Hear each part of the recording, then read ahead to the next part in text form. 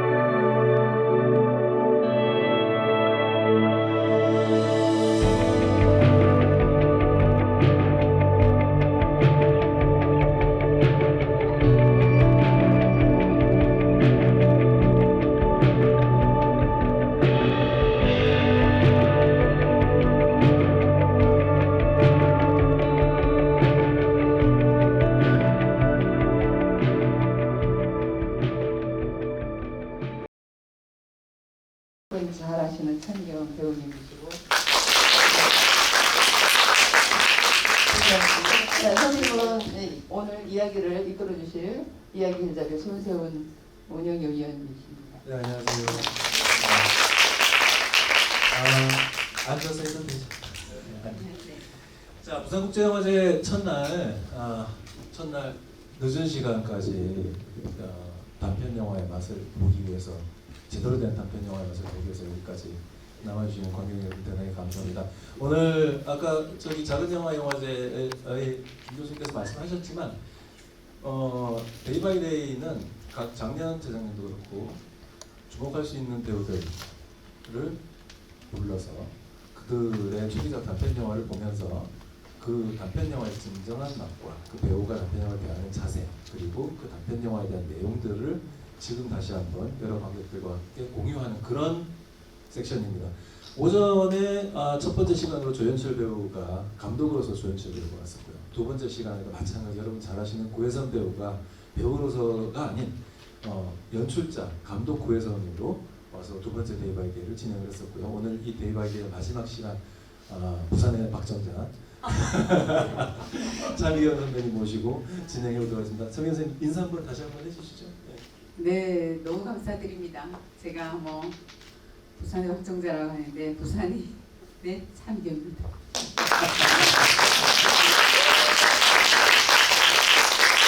자, 이게 그 첫날 첫 시간이었으면 아이스 브레이킹도 좀 하면서 이렇게 얘기를 진행을 할 텐데 굳이 그럴 필요가 있을까 싶어요. 이미 영화 다 보셨고 이제 본론으로 바로 들어가죠. 예, 여러분들도 이제 저녁에 끝난 다음에 영화를 안주 삼아서 근처 자갈치나 이 뒤에서 멘트족발 한 접시 하면서 영화를 안주 삼아서 술 한잔 기울이시는, 이제 방역도 없잖아요. 12시 넘어까지 먹을 수 있으니까 그런 시간도 드려야 하니까 빨리빨리 진행하도록 하겠습니다.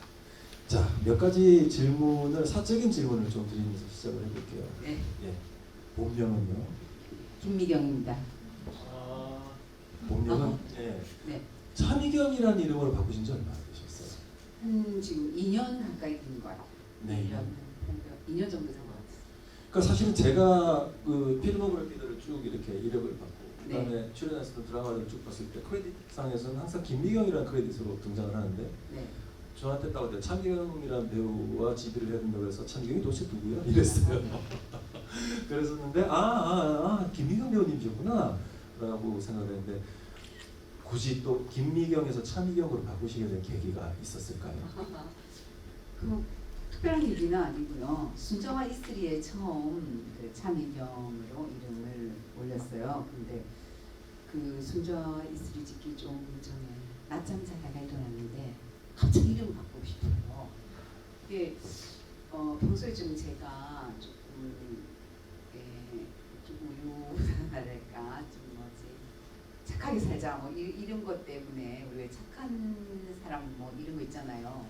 그 스트레스가 되기도 하고 좀 강하고 좀 센 여자가 되고 싶어서 갑자기 이름 바꾸고 싶다는 생각이 드는데 차자 이게 되게 좋을 것 같아요. 도회적이고 좀 멋있게 이렇게 하고 싶어가지고 차경 이런 거 태경 센 이름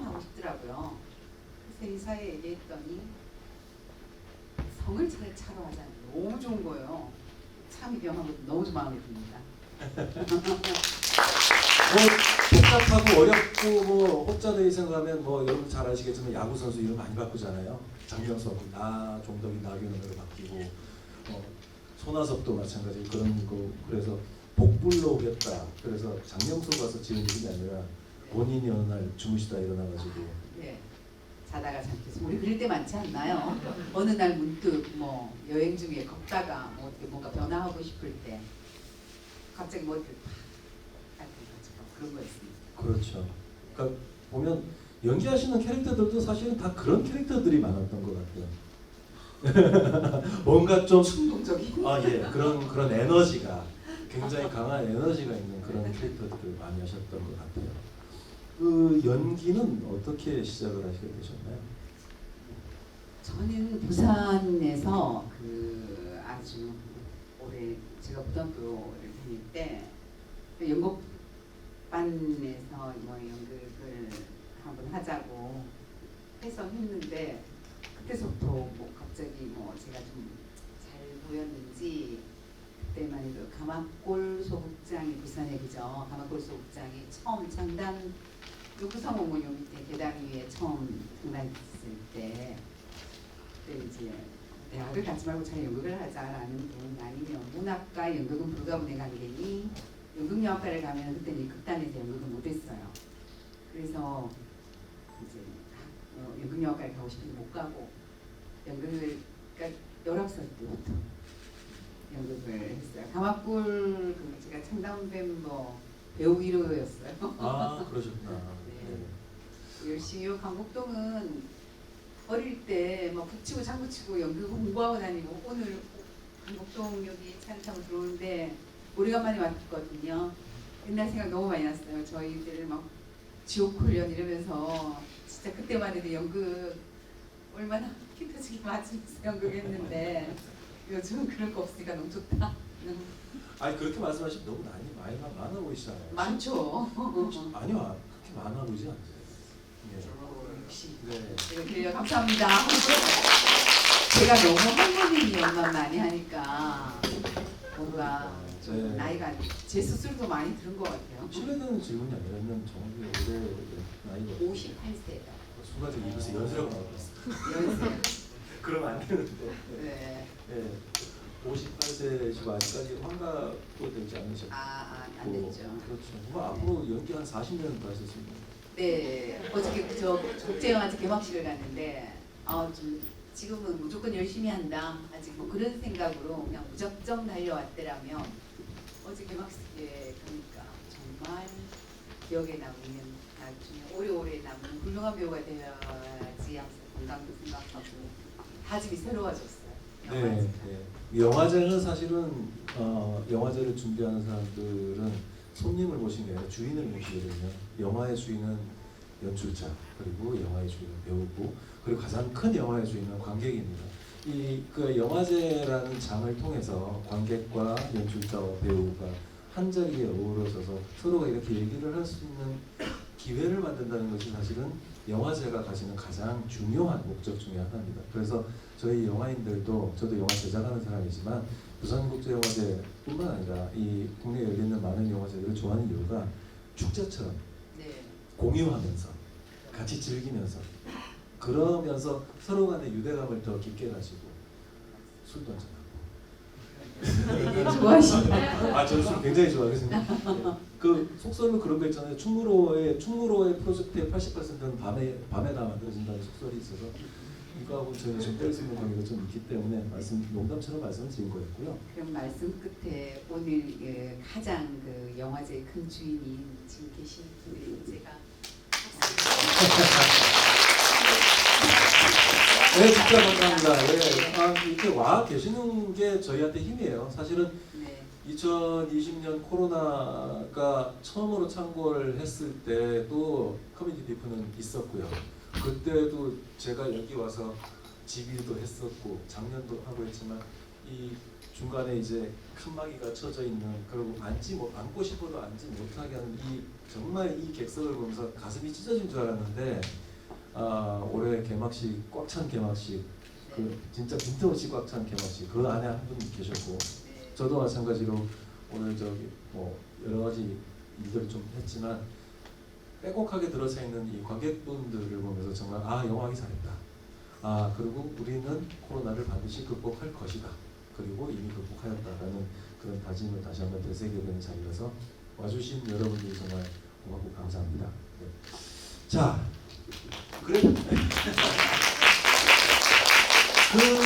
그렇게 이제 연극을 하시다가 어떻게 하다가 이제 매체 연기를 시작을 하시게 됐나요? 저는 정말 생각도 못했는데 그때는 연극을 조금 쉬고 이제 아이를 키우고 조금 육아 시간이 조금 필요할 때여서 쉬고 있었는데 갑자기 저보고 영화 오디션을 보러 오라는 거예요. 무슨 영화 오디션? 난 그때만 해도 연극 배우들은 연극이라는 어떤 그거에만 아주 큰 어떤 일을 하고 있었기 때문에 영화에 있는 생각을 못했어요. 근데 무슨 영화 안 간다고 무슨 자꾸 그러는 거예요. 그래서 그냥 얼굴이라도 보러 오라 그래서 나갔는데 그게 미량 오디션이에요. 네. 이창동 감독님 처음 뵀을 때 기분이 어떠셨어요? 너무 좋던데요. 저는 이창동 감독님 딱 만나면 이따 얼어요. 그래요? 네, 얼어요. 좋은 이상동 감독님이 처음부터 전도연하고 저하고 둘이 있으면 저는 영화를 처음 하는 사람이라도 똑같이 대우를 해주던데요. 이창동 감독님이 배우만 좋아하시고 제작자는 그러세요. 똑같은 자리에 똑같은 걸 똑같이 이거 해주시고 네. 네. 집요하시죠. 노래를 그렇죠. 네. 그가는 우리 그런 말까지 했어요. 이창동 감독님이 어떻게 우리 그때만 김미경의 배우는 미랑 오디션을 어마어마하게 했잖아요. 그렇죠. 전부 네. 1년 동안 오디션을 네, 네. 4,000대 1 경쟁률을 뚫고 배우라고 이러면서 그때 막 그러셨는데 뭐 잘해서 그런 게 아니고 꼭 그 이미지를 찾으셨다고. 네. 네. 거기서 맡은 역할이 양풍정 그 옷집 로망스. 로망스. 네. 네. 로망스라는 양품점의 주인인데 이제 양품점의 주인인 게 중요한 게 아니라 그 마을의 모든 그 뒷소문들은 다 만들고 다니시는. 만들고 뒷담화 뭐 참 어떻게 보면 그 양품점 로망스 주인을 보면서 그 객지 생활이라고 그러죠. 다른 타지에서 온 사람들 정말 토세 심하다 하더라고. 그런 것도 시내도 겪었을 거예요 분명히. 그렇죠. 그래서 거기서 이제 여기로 오면 처음에 이제 왔을 때 이제 전도연 배우한테는 되게 좀 살갑게 뭔가를 해주고 뭐 이렇게 하다가 갑자기 그녀가 조금 삐껍게 나온다 그러나요? 표현상 약간 뭐 거리를 두니까 갑자기 사람이 돌변하잖아요. 사람이 갑자기 돌변하잖아요. 그러면서 이제 없을 때 뒤에서 혼담을 주도하면서 그 마을의 모든 일을 만들어나가는 그런 사람이었는데. 저는 특별한 사람 아니에요? 네, 근데 특별하지 않은 사람인데 어디인가는 있을 법한 사람이고 네. 저도 사실은 돌이켜보면 우리 엄마가 그랬나? 라는 생각을 할 수도 있는데 사실은 영화를 보는 내내 되게 무서웠단 말이죠. 네, 굉장히 무서운 캐릭터란 말이죠. 그렇게 크지 않은데 여기는 그거 되게 포스가 되게 강렬하셨어요. 네, 그거는 그랬나요? 집에 가서 미랑 한번 다시 보시겠습니다. 영화 정말 좋습니다. 그때 뭐 특별히 이창동 감독님이 배우님한테 주문한 뭐 연기에 대해서 주문하거나 그런 거 있었나요? 이창동 감독님은 다른 주문은 그렇게 뭐 많이 하시지 않으시는 것 같아요. 그런데 하시는 말씀이 연기하지 마. 그때 연극 배우들은 지금은 조금 그래도 좀 달라진 것 같은데 그때는 배우들은 뭐 연기를 이렇게 많이 해야 연기를 잘하는 거고 근데 그때 연극 배우들이 이렇게 영화나 드라마 쪽으로 좀 가고 있는 이런 많이 이제 흡수가 되는 그런 시절이었는데 카메라 감독님들이 연극 배우들 별로 좋아하지 않았어요. 너무 연기를 많이 하니까 이렇게 표정이 뭐 아무래도 좀 다르니까 좀 과하죠. 과하다 뭐 본인은 가상 외출을 하게 다 빼고 한다고 해서 연기를 정말 안 하는 것처럼 한다고 하는데도 계속 연기하지 마라. 그래갖고 그때 뭐 배우들끼리 한 얘기가 있어요. 연기하지 마라. 배우고 연기하지 마라. 집에 가야 되는 거 아닌가 하면서 그런 얘기를 한 적이 있어요. 네. 이제 또 이창동 감독님의 연출 스타일이기도 하고요. 네, 그래서 이창동 감독님의 일련의 영화들을 다 보면 사실 되게 덤덤하거든요. 네, 네, 되게 덤덤한데 그 덤덤함의 반복 속에서 뭔가 격함을 끌어내시는 그런 분이시라 맞아요. 그 배우가 거기서 오버하는 걸 원치 않으시는 그런 네. 생각이 있어요. 가장 본인한테서 불러일으키는 가장 작은 것들, 그냥 뭐 약간 뭐 물결, 의자는 물결처럼 그냥 느껴지는 게 어떤 거냐 이렇게 살살 이렇게 달래세요. 그래서 얘기를 살살 뭐 어떠셨어요? 그래서 끝나고 난 다음에 뭔가 좀 끝나고 나서 그 영화가 끝난 다음에 또 그 영화가 나 끝나 다시 배우를 계속 해야겠다. 그때는 그런 게 뭐 엄청났었죠. 그때 그 밀양의 조연들이 지금 다들 뭐 큰 배우들이 되어 있잖아요. 어쨌든 네 그때는 이창동 감독님이 사실은 그때 그 조연 다 모든 배우들 다 그랬는데 배우들이 굉장히 이렇게 뭐 많이 그걸 해주셨어요. 어떤 자리에 서야든지 항상 감독님 같이 하시면서 되게 앞으로 영화 쪽으로 이렇게 할 수 있게 뭔가 좀 에너지를 많이 해주신 것 같아요. 그래서 그 배우들이 조금 으쌰으쌰 다 같이 서울로 하자 이렇게 된 겁니다. 그래서 처음에 푸른 꿈을 안고 서울로 올라오신 거예요. 다들 그때 푸른 꿈을 안고 그 밀양 이후에 그 배우들이 다들 정말 푸른 꿈을 안고 서울로 다 상경하게 된 게 영화 쪽으로 네. 전향하게 된 게 이창동 감독님의 그 소리 없는 그 카리스마 보이지 않는 그 에너지 저희들을 좀 이렇게 해주신 것 같아요. 네, 제대로 영화가 이런 거다. 네. 영화의 맛을 제대로 느끼셨구나 그때.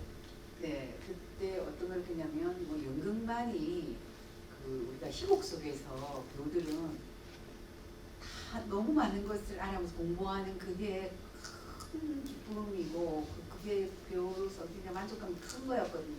작품 하나를 완전히 분석하고 자기 안에 가져오는 어떤 그런 과정들이.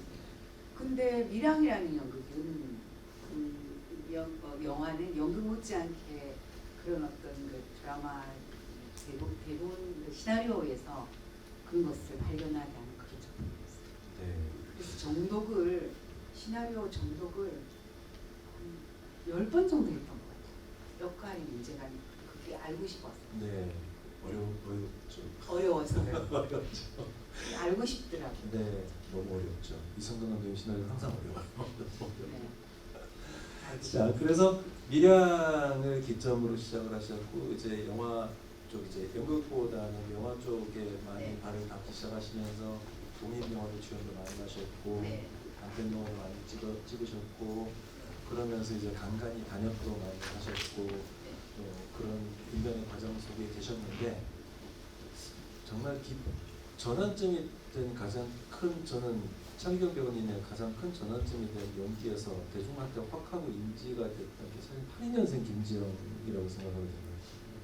그러니까 82년생 김지영에서 그 대현 그 공유 엄마 그 대현모라는 캐릭터가 사실은 뭐랄까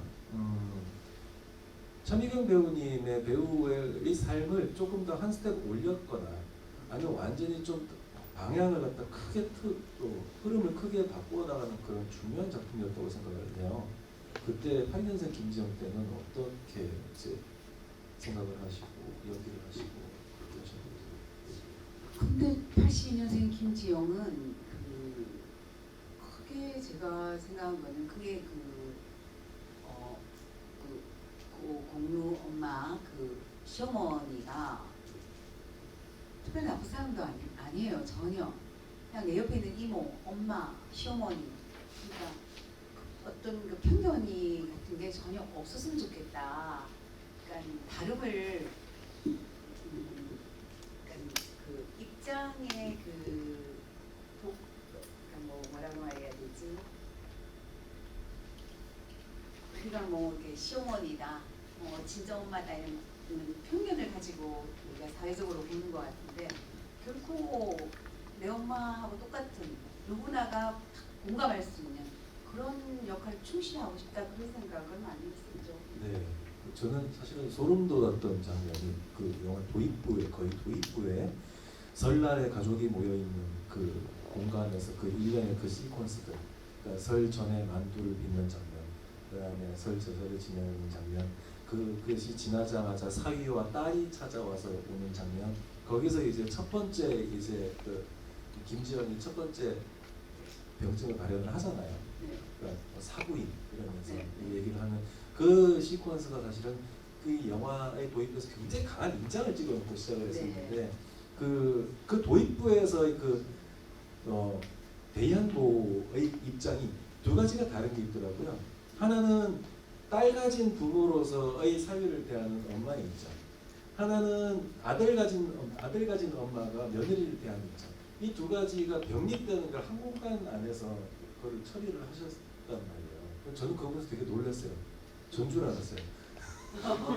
제 입장인 줄 알았어요. 네. 예, 저도 그런 적이 있기 때문에 제가 제일 놀랐을 때가 제가 설거지하러 나갔는데 만두 하다가 째려봤잖아요. 네. 째려보고 있는데 저도 저희 집사람이 나와갖고 발로 툭 차면서 빨리 들어가라 하지 말라고. 그 처음에 몰랐어요. 신혼 때 도대체 무슨 말인지 몰랐는데 이제는 알죠. 이제는 아는데 그런 장면들을 구체화시켜서 나오는데 사실 배우의 힘이 굉장히 크거든요. 굉장히 배우의 힘이 크거든요. 근데 거기서 사실은 그 시퀀스 자체에서 굉장히 강하게 그 리드를 해 나가시는 분이 천기경 배우님이셨어요. 네. 그래서 그때 그 시퀀스 찍을 때 어떤 느낌을 한번 좀 설명해 주시면. 저는 다만 그 영화에서는 아까 말씀을 드리려다가 제가 뭔가 좀 제대로 표현을 못한 것 같은데 제가 살면서 느끼는 그 솔직함 그래 표현하고 싶었어요. 그러니까 우리가 그 아들한테 가지는 거 가장 그렇지 않나요? 정말 샘나고 정말 엄마 아닌 척해도 내 팔이 안으로 붙는 거는 당연히 싸고 그런 마음이고 내 딸, 내 아들 그렇지 않나요? 그러니까 가장 역할이 느끼는 솔직한 것을 그대로 그 상황에서 표현하고 싶었니 그러니까 제 스스로 느꼈을 뿐이에요, 그냥. 그러니까 연기라는 게 어떤 생각을 많이 이렇게 공부를 하고 많이 계산을 하고 많이 분석을 해서 하는 게 있고 감각적으로 이렇게 시나리오를 보며 삶에서 오늘 제가 경험했던 거는 감각적으로 그냥 느껴지는 게 있고 그래서 저는 그런 것들이 그냥 그 장면 촬영할 때 나 그 시나리오를 볼 때나 제 스스로가 그냥 느껴졌던 것 같아요. 가장 솔직하게 제가 가진 삶의 어떤 여러 가지 환경이나 느꼈던 감정이나 이런 데서 제가 그냥 그냥 감각적으로 왔다는 생각이 네. 제일 맞는 말인 것 같아요. 네, 너무 자연스러웠어요. 네, 그러니까 무슨 네. 생각이 뭐 있거나 계산이 있거나 이런 것들이 그런 82년생 김지영은 정말 제가 삶에서 느끼는 것들을 제가 그 장면 그냥 제한테 바로 왔을 뿐이지 네. 어떤 것들이 생각되어질 가지고 이건 아니었던 그렇죠.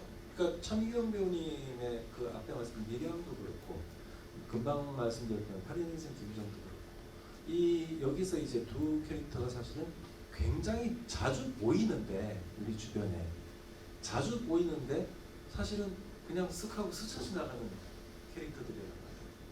그런데 그거를 뽑아서 그대로 관객에게 그대로 전달할 수 있다는 것은 배우의 아까 말씀하셨던 배우의 본능도 본능이지만 그런 부분에 대해서 사전에 좀 많이 트레이닝이 되신 부분이 있으신가요? 연기를 대하는 태도에 대해서?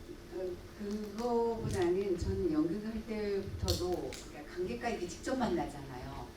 근데 저는 절대 무대 위에서 제가 그게 뭐 잘못된 거나 잘 된 거나 이런 생각 자체는 좀 거부하고 관객하고 공감 내가 느끼는 게 관객이 그대로 솔직히 같이 느껴졌으면 좋겠고 그런 생각을 어릴 때부터 좀 많이 했었어요. 그래서 어떤 역할을 맡아도 내가 느끼는 어떤 생각이나 내가 느끼는 이런 것들이 영화에서도 관객이 같이 그대로 느껴졌으면 좋겠는 거, 공감해줬으면 좋겠는 그 생각은 정말 많이 있는 것 같아요.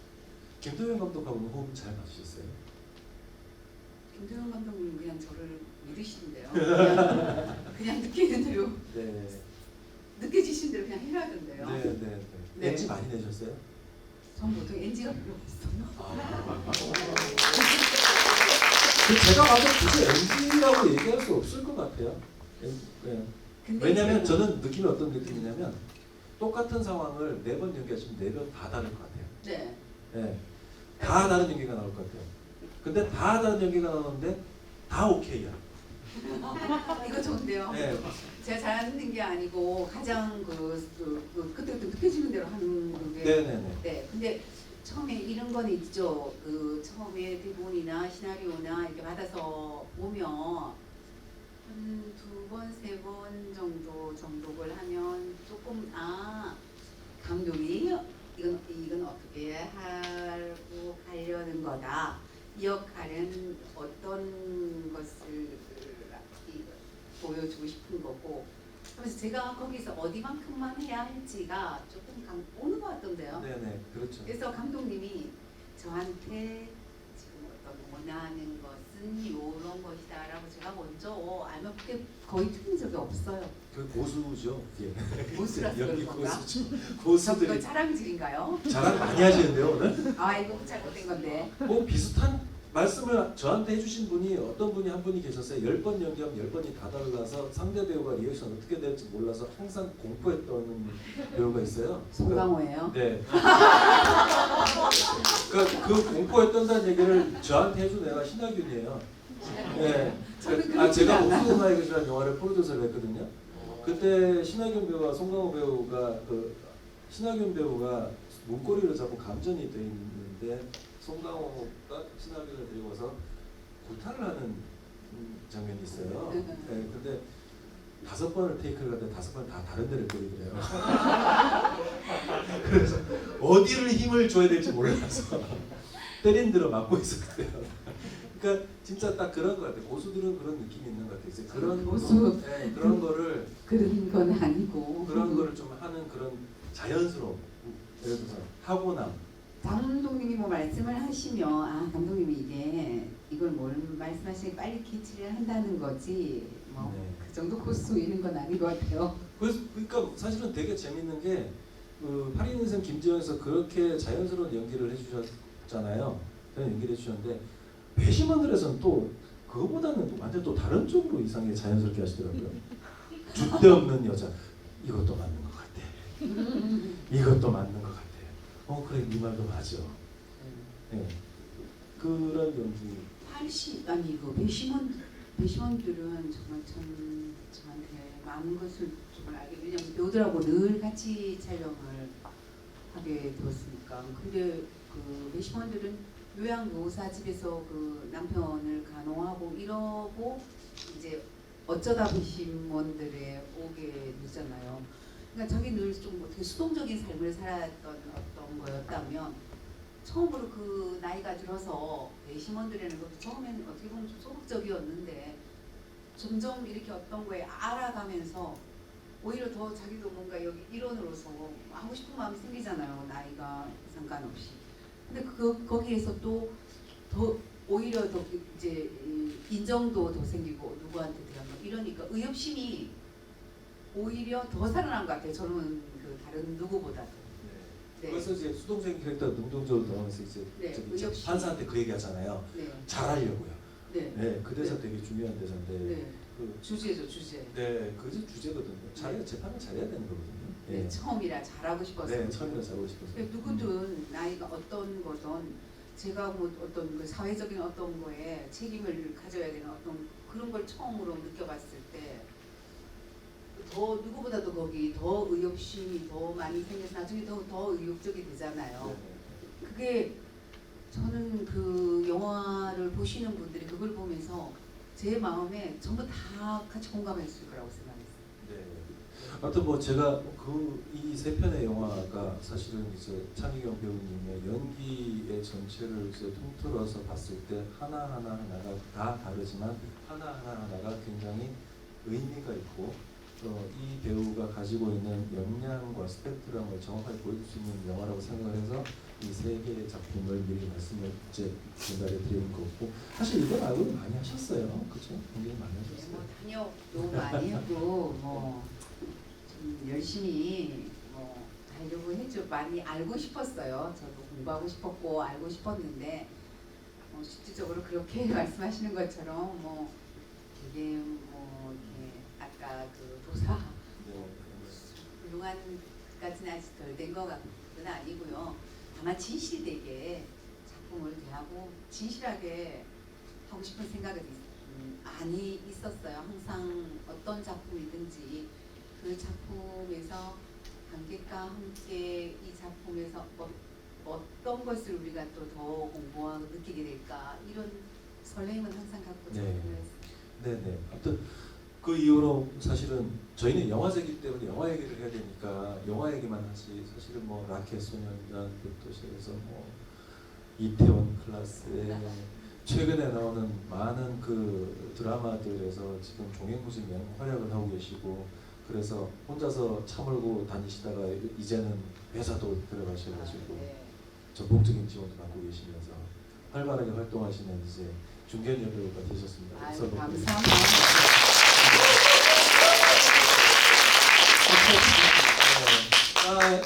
지금까지는 뭐 저하고 이제 차미경 배우님과 이 이전에 하셨던 영화에 대한 얘기를 조금 너무 깊지는 않고 가볍긴 하지만 중요한 얘기들을 좀 했다고 생각을 하고 사실은 오늘 보셨던 단편들은 차미경 배우님의 사실 인장과 같은 그런 연기들이에요.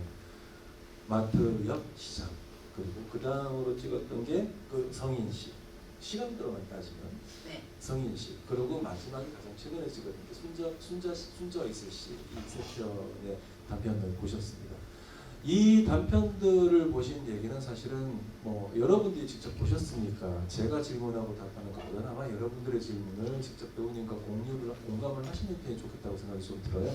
그래서 지금부터 좀 질문을 좀 받으면서 그 세 편의 영화 혹은 뭐 차미경 배우님 개인한테 왜 이렇게 안 늙으세요?라든지 그런 질문도 좋으니 활발하게 좀 질문을 좀 받는 시간 가져보도록 할게요. 어느 분이 먼저 시작하실까요? 네.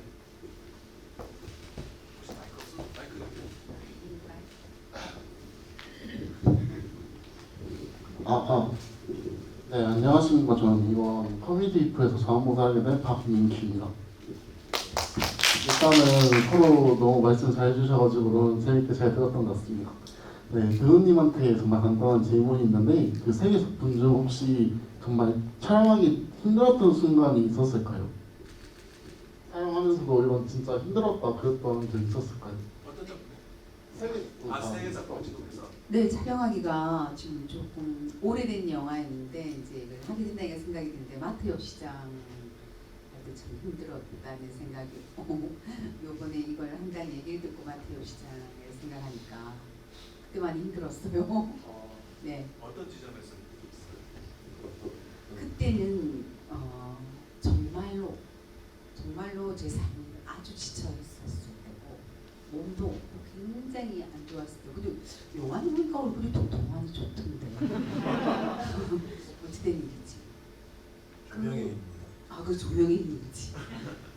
그땐 정말 그 제가 가장 어떻게 됐든 사적인 얘기니까 정신적으로도 심적 굉장히 힘든 시기였어요. 그 제목도 너무 안 좋았어요. 그 처음 장면에 우리 뭐 이거 쓰리고 뭐 뭐지 양파 이런 거 할 때 어지러워서 식은땀 나고 서 있을 수가 없을 정도로 그때 몸 상태가 굉장히 안 좋았었고 네 그랬어요. 근데 그걸 어떻게 그렇게 찍었는지 혹시 그런 순간마다 극복하거나 그런 막 노하우 같은 게 있으실까요? 지금까지 연기를 했으면서. 네, 그때는 연기를 그때는 한다는 것이 저는 뭐 배우들이 제일 잘하는 말이 연기 말고 잘할 게 없을 것 같다는 거 이 말 너무 많이 하죠. 네 그리고 연극을 이렇게 하다가 뭐 영화 밀양 이후에 이제 이 영화를 이렇게 하게 됐는데 저를 이렇게 해주는 거 있잖아요. 제가 저를 배우로 그 어떤 작품이 처음에는 저는 시나리오 보고 웬만한 그거 아니면 아무리 제가 힘들어도 그때는 작품을 다 하려고 했었어요. 왜냐하면 저라는 사람을 저라는 배우를 이런 감독이 이렇게 열심히 준비해서 한 작품에 배우를 저를 선택해 줬다는 게 너무 감사했었어요. 그래서 그게 선택받는다는 게 너무 감사해서 그게 저 힘이었어요. 네, 얼마나 감사해요. 지금도 그렇습니다. 4,000대 1을 뚫고 오디션 통과하신 분의 겸손한 발언이었습니다. 아, 겸손한 자, 다음 질문이 있을까요? 네.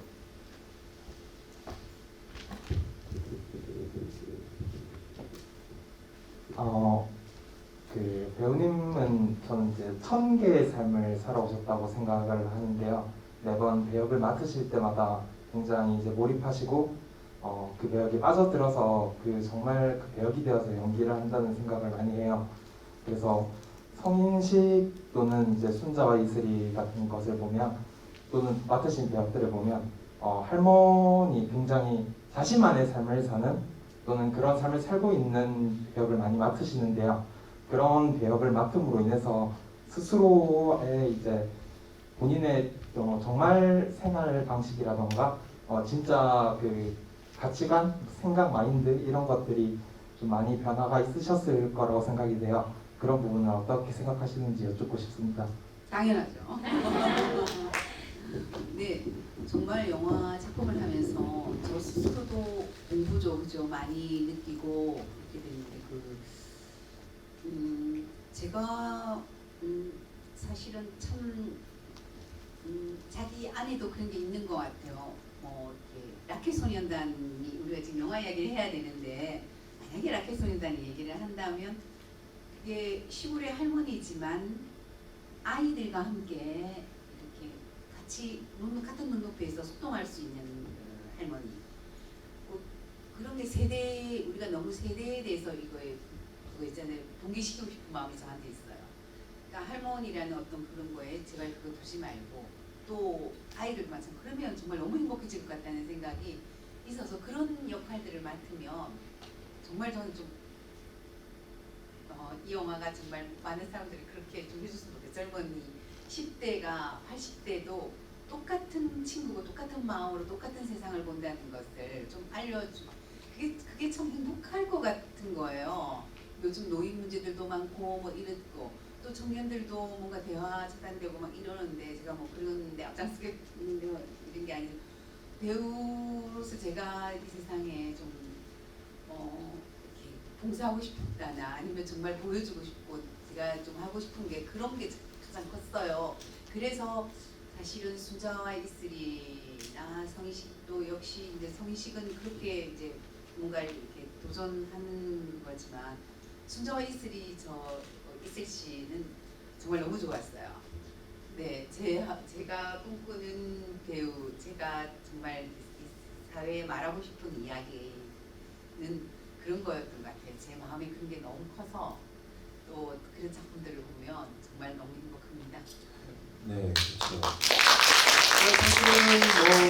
사실은 얘기가 나왔으니까 제가 드리는 말씀이지만 82년생 김지영에서의 대현모라는 캐릭터를 우리가 생각을 했을 때 성인식에서의 엄마와 순자 이슬씨에서의 이슬씨라는 캐릭터는 사실 전혀 반대, 아주 극과 극에 서 있는 캐릭터거든요. 그런데 서로가 서로를 인지하지 않을 수가 없어요. 인장 같은 존재 같아요. 왜냐면 인장이란다. 그 동전의 앞면과 뒷면 같은 존재 같아요. 이게 없으면 이게 생길 수 없는 존재고 그런 느낌 좀 받았거든요. 저는 개인적으로 성인식과 성인식을 보면서 82년생 김지영을 다시 한번 생각을 하게 됐고 마찬가지로 순자 이슬씨를 보면서 성인식을 또 다시 생각을 하게 됐어요. 요즘 발전하고 있는 거예요. 그러니까 예를 들면 네, 현실적으로 반면 82년생 김지영은 가장 현실에 갇혀서 살고 있는 뭐 요즘 말로 표현을 하자 그러면 그 꼰대의식에 투철한 어른이죠. 늘 그랬으니까. 네, 항상 그랬으니까. 네. 항상 그랬으니까. 나는 그렇게 살았고 그러니까 너도 그렇게 살아야 되라고 얘기하는 사람인 반면에 성인식에서의 엄마는 내가 지금까지 그렇게 살았지만 한번 뚫고 나가보고 싶어라고 해서 지구 반대 방향. 네, 인생을 바꾸려고 노력을 하는 사람. 그리고 마지막에 이슬씨 같은 캐릭터가 사실은 그것의 완성형 네. 같은 그런 캐릭터라는 생각이 들어서 네. 그 이 세 명의 어떤 다른 캐릭터를 연기를 하시면서 아마 본인도 굉장히 뿌듯해하셨겠지만 네. 보는 저희도 되게 기분이 좋았습니다. 왜냐하면 아마 여기 오셔서 순자와 이슬씨와 성인식을 보시지 않고 82년생 김지연만 봤으면 좀 먹먹하고 답답했을지도 모르지만 사실은 그 연령대의 사람도 누구나 그런 꿈을 꿀 수 있다는 것을 사실 그 이 두 편의 단편의 캐릭터를 통해서 우리가 보여주고 있었거든요. 그런 걸로 생각을 해주신다면 배우가 세상을 바꿀 수 있다. 배우가 세상 바꾸기 위해서 노력을 하는 게 어떤 모습인지를 아마 보시게 될 것 같습니다. 네. 네, 벽을 허물고 더 많은 다리를 놓는 일, 이게 우리 행복이 아닐까. 정말로 저는 배우로서 그런 사명감이 있습니다, 제게. 오늘 여러분이 보셨던 세 편의 영화가 사실은 어떻게 보면 이제 그런 지점에서 굉장히 다른 이야기를 하고 있는 캐릭터를 한 명의 배우가 하고 했다. 그래서 그것을 또 한전에서 이렇게 여러분들이 보셨다라는 것이 되게 중요한 이유가 될 것 같고요. 마지막으로 지금 얼마 시간이 안 남았다고 해서 한 번만 더 질문 좀 가위바위보? 네네. 네. 안녕하세요. 저는 사실 커뮤니티에 스태프를 하고 있는데 그 전혜경 배우님께서 가마포 1호 배우를 하셨는데 저도 그 1년거리 때 가마포 실장에서 2년 정도 활동을 했었던 경험이 있어서 저는 커뮤니티 그 데이바이데이의 커비 배우전이라는 기획을 이렇게 마지막에 하나의 주인공을 오셨는데 그 이야기를 들으면서 간단하게 여쭤보고 싶은 게 있어서 사실 이 기회를 관객분들께 드리는 것이 어렵다고 생각하지만 너무 송구스럽게 질문의 기회를 제가 조금 가져왔습니다. 네. 저도 배우라기보다는 연극에 대한 열망이 항상 있는데 네. 내가 그렇게 연기를 하고 나의 모습을 누가 보고 싶어 할까? 내가 그렇게 대단한가? 이런 생각들 때문에 사실 많이 막혔고 제가 연기를 하고 싶었던 것은 관객들을 만나는 것이 소중했기 때문이라서 지금 이렇게 영화제 일을 하고 있으면서 관객들을 만나는 것에 또 사실 굉장히 만족을 하면서 일을 하고 있는데 가끔씩 그런 열망이 들 때마다 굉장히 갈등이 많이 되고 아마 비슷한 환경에 있는 젊은 배우를 꿈꾸는 사람들이 많을 거라고 생각을 합니다. 배우님께서는 그 학창 시절부터 활동을 오래 하시면서 개인적으로 가정도 이루시고 또 삶을 살아오셨는데 그 과정에서 나를 계속 연기하고 싶은 마음이 들게 하는 그 가장 깊은 곳에 있는 그 원동력이나 그런 것이 무엇인지 너무 궁금해서 또 여쭤보고 싶어요.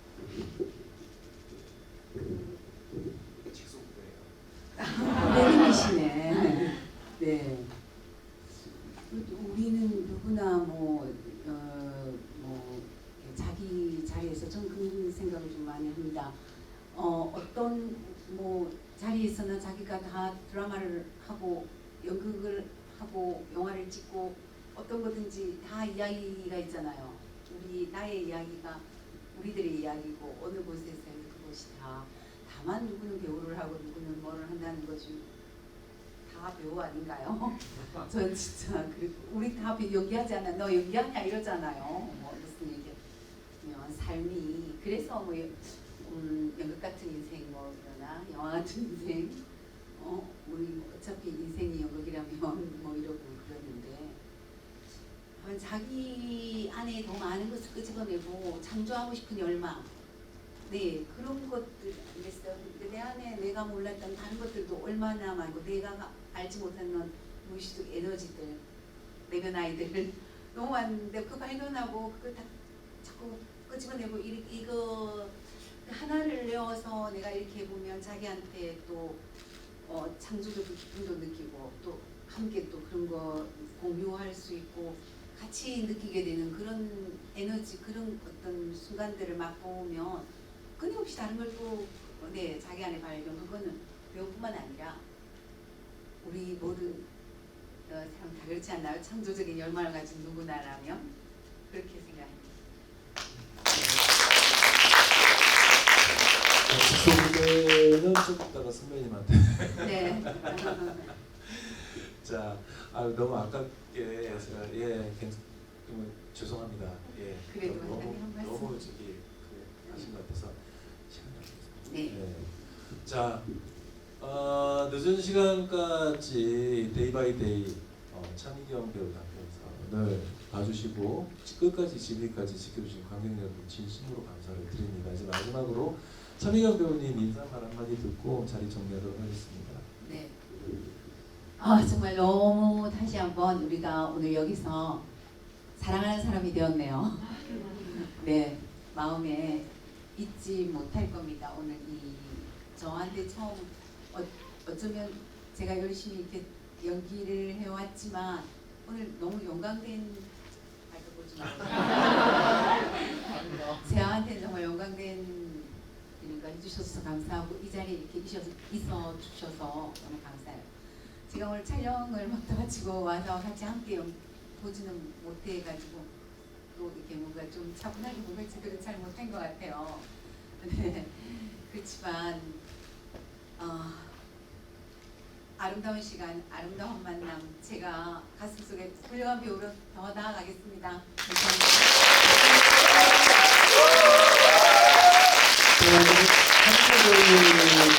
우리가 내년에도 또 부산국제영화제에서 볼 수 있게 되기를 기대를 하면서 다시 한번 크게 박수 한번.